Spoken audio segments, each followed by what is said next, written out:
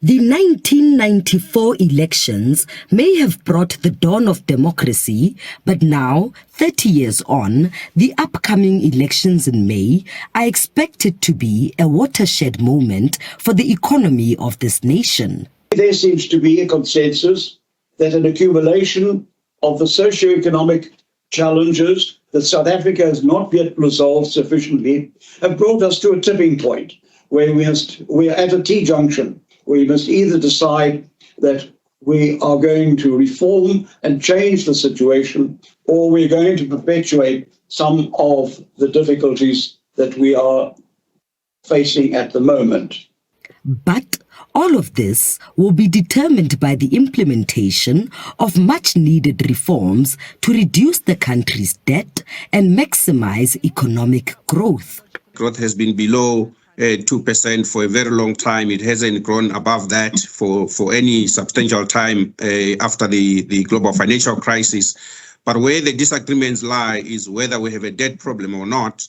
And if we are to look at South Africa's debt relative to other peer emerging economies, it's quite clear that our debt trajectory is out of sync with our peers, but also it shows up in our debt servicing cost, which now takes about 21 cents in every rand of revenue. If we are not careful and if we don't take the hard choices in terms of the reforms that are required, we will find ourselves in a debt crisis over the next couple of years or so.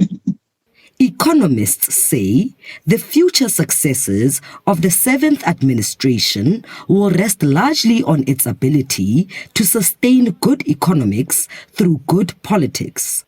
If we want good economics after this election, we will need good politics, and that requires leadership and political will, but based on the ability to cooperate with stakeholders, in particularly the private sector.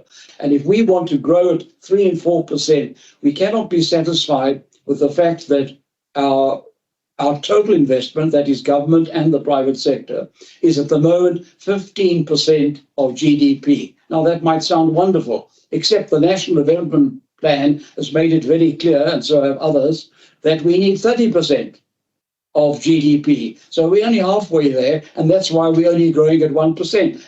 With just 8 weeks to go before the elections, the difficult task of turning around the ailing economy awaits the 7th administration. Sintle Englihihi, SABC News, Mahikeng.